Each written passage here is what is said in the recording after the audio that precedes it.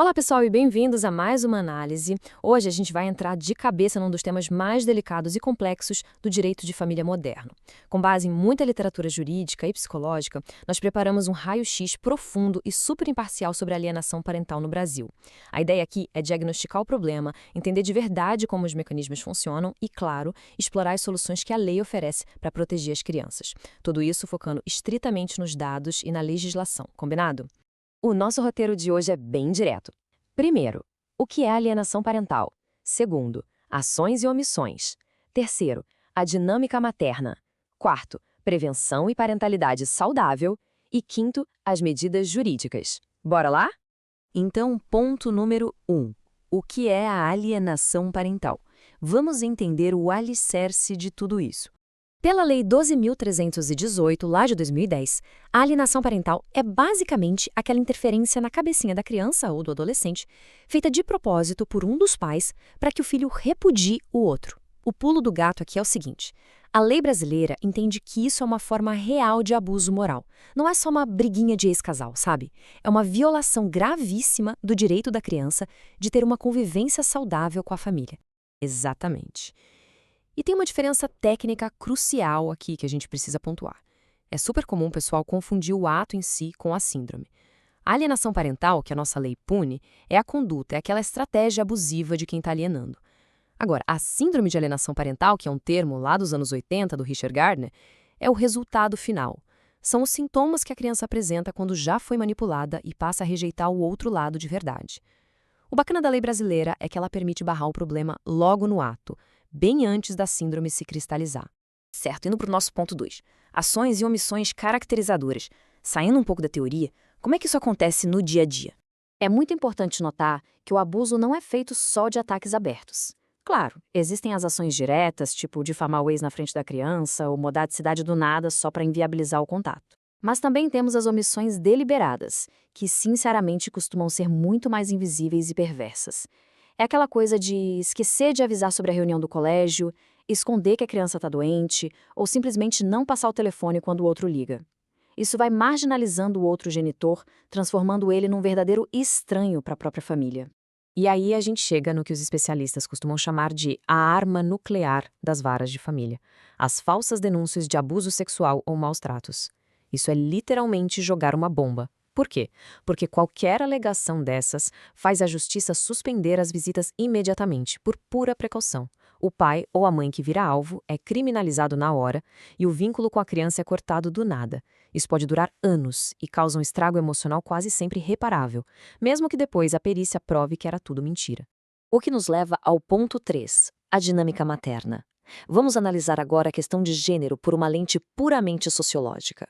Olha só esse dado do IBGE, ele explica muita coisa. Em 87,3% dos casos de divórcio, a guarda fica com a mãe. Como elas detêm a guarda principal e acabam controlando o fluxo da rotina da criança, estatisticamente elas aparecem com muito mais frequência como as alienadoras. Os especialistas chamam isso de tirania do guardião. Veja bem, não é uma regra absoluta de gênero, os pais também alienam, e muito. Mas esse número gigante é um reflexo direto de como a nossa estrutura de custódia funciona hoje. E o que alimenta esse tipo de conduta? A psicologia aponta muito para o luto mal elaborado depois da separação. Sabe quando a pessoa não consegue separar o ressentimento do fim do casamento das obrigações como mãe ou pai? O ex vira inimigo. E a criança perde totalmente a individualidade, virando um instrumento de agressividade contra o outro, tipo uma arma mesmo, no meio de uma guerra de egos. Mas, gente, muita calma e cautela nessa hora. Os movimentos feministas e sociais alertam, e com total razão, para o perigo de se usar a alienação parental do jeito errado. Tem muito abusador com histórico de violência doméstica que acusa a mãe de alienação só para descredibilizar relatos genuínos de abuso. O caso Joana é bem emblemático nesse sentido, uma tragédia onde a justiça inverteu a guarda para o pai por causa de uma alegação dessas e a criança acabou sofrendo nas mãos dele. A mensagem que fica super clara: toda investigação exige uma perícia técnica minuciosa e absolutamente imparcial.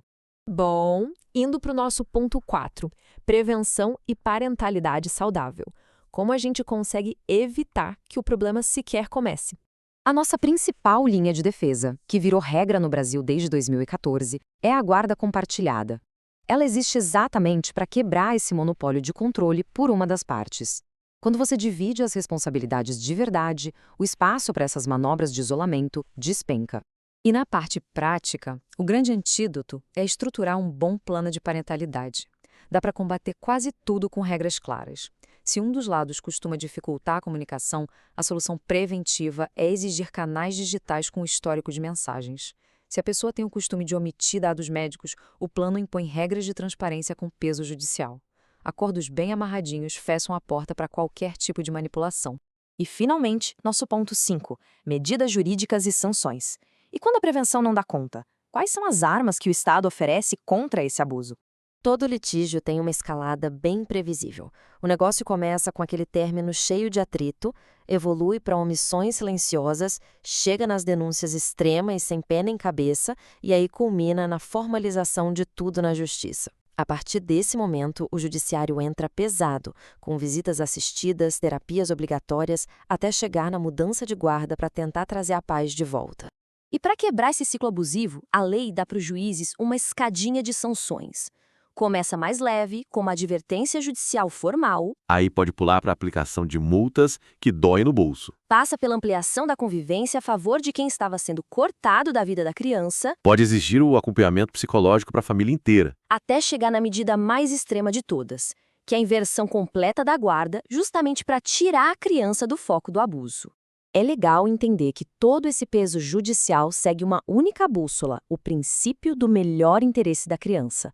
Não importa qual adulto está ganhando ou perdendo no tribunal. O que importa de verdade é garantir, através de perícias técnicas super especializadas, que o emocional daquela criança vai ser blindado a qualquer custo.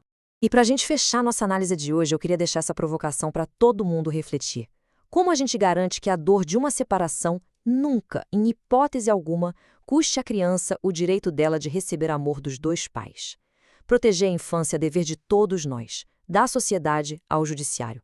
O afeto é um direito absoluto de quem está crescendo, e jamais uma moeda de troca em briga de adulto. A gente espera que essa nossa análise traga mais clareza sobre um assunto tão urgente. Até a próxima!